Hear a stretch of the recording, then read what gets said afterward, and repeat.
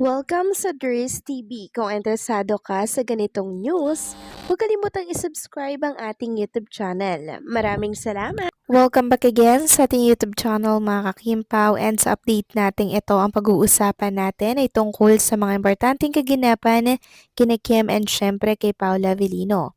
Pero bago po ang lahat, maraming salamat sa inyong patuloy na pagsuporta at pagsubaybay sa mga daily update natin. Kaya naman bilang pasasalamat, narito po ang ilang napili kong komento patungkol ito sa naging previous update. Una komento mula po ito kay Ginang Corazon Serrano.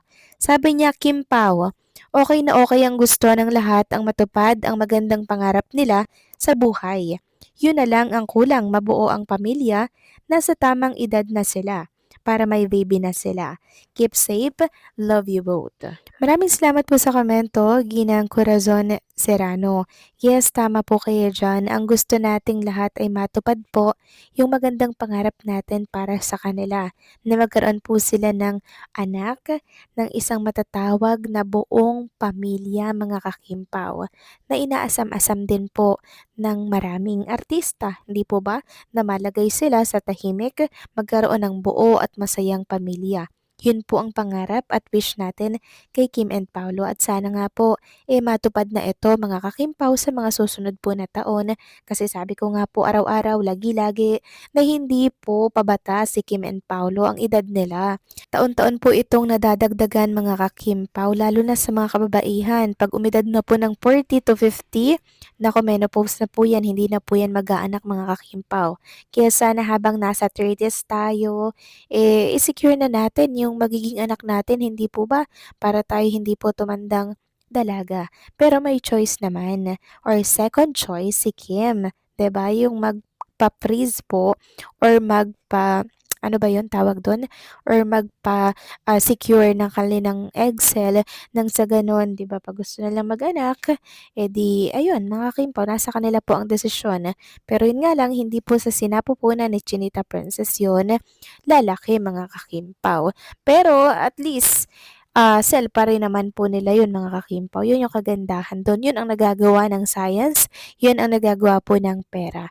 Kaya don't worry mga kakimpaw. Alam na ni Kim and Paula Avellino ang gagawin po nila sa tamang panahon. So maraming salamat sa komento, Ginang Corazon Serrano. God bless po and mabuhay kayo. At ang next comment mula naman po kay Ginang Mila Carillo. Sabi niya, tama ma'am dear, talagang gusto namin sa simbahan ikasal ang Kim Pao. Malakas ang bendisyon at blessing ng Panginoong Diyos at saksi ang lahat ng mga tao at Abilino Cho family habang naghihintay ang mga saksi sa paligid ng family Abilino Cho family.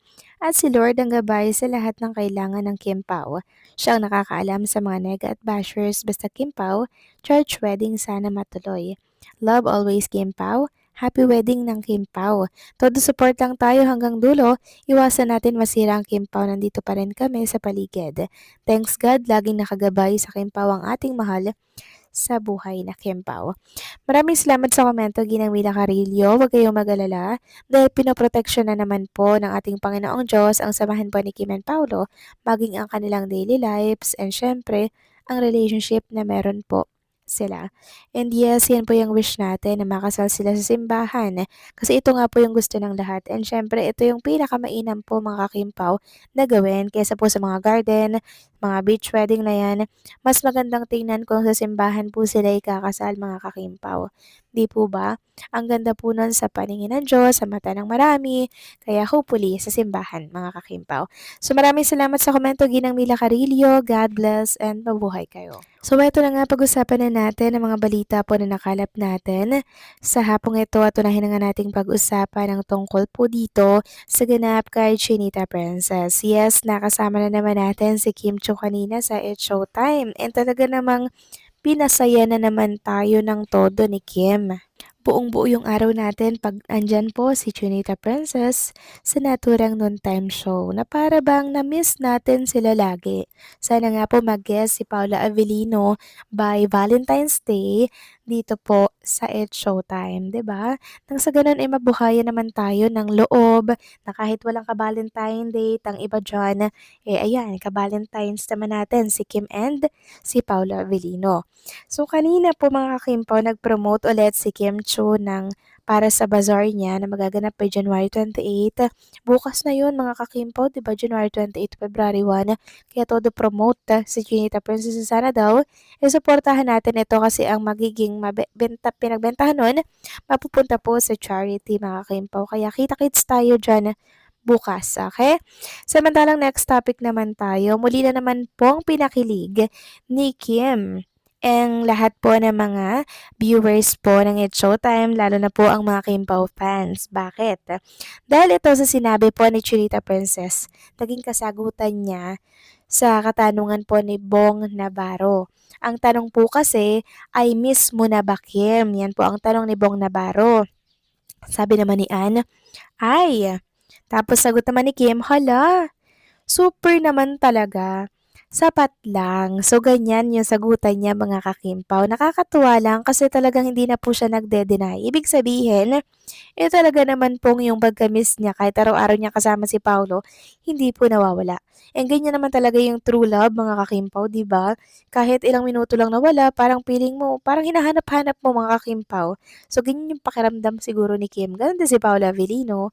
Kaya lagi po niyang hinahanap-hanap si Chinita Princess once na mawalay sa kanya ng segundo lang. So, ang ganda lang sa pakiramdam, ang ganda sa pandinig, na hindi na po talaga nagde-deny si Kim Chiu. Talagang play safe lang lagi siya, na sapat lang, 'di ba? So yun pa lang, andun na mga kakimpaw na confirm. Meron na talagang nagpapasaya at talaga namang nagpapakilig kay Chinita Princess. Walang iba kundi po si Paolo Avellino. Yun lang yon mga kakimpaw. And for sure, nanonood po ng It's Showtime si Paolo Avellino at maging yun. Sigurado, kilig na kilig habang sinasagot ni Chinita Princess yung katanungan nitong si Bong Navarro. 'Di ba mga kimpaw? Alam naman natin si Paolo, nakatutok lagi yan sa It's Showtime pag hindi po siya nagpe-play ng online game. Ganyan po si Paulo, yan lang po yung kanyang libangan sa buhay. Hindi po yan bumabarkada or umiinom or tumatambay kung saan-saan. Bahay, trabaho lang talaga yan mga kakimpaw or bahay, shooting lang talaga yan. And ano kaya yung reaction ni Paula Avellino habang pinapakinggan niya mga kakimpaw yung sinabi ni Kim na sapat lang. Tapos kung titingnan niyo yung itsura ni Kim, sobrang kilig na kilig siya at tuwang-tuwa po mga kakimpaw na para bang kinikiliti siya mga kakimpaw. Ganyan kasi yung feeling ng mga inlababo sa kanilang mga jowaers o kanyang mga partners, 'di ba?